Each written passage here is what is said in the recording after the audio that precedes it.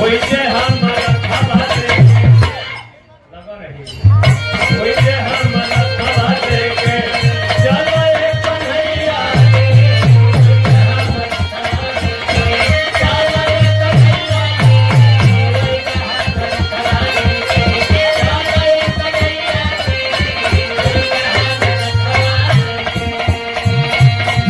कुरुक्षेत्र के लड़ाई का मैदान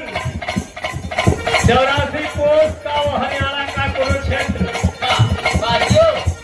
आमने सामने पांडवों और कौरवों की सेना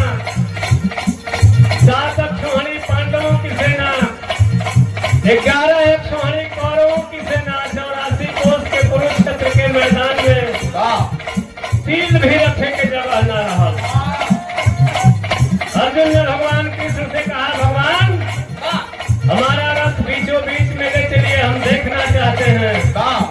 कौन बहादुर कहां से लड़ रहा है। केने बहादुर शासन दुर्योधन को सैयारी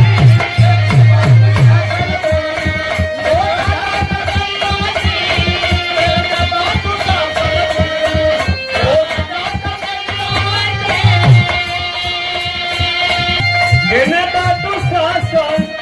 दुर्योधन को सैयारी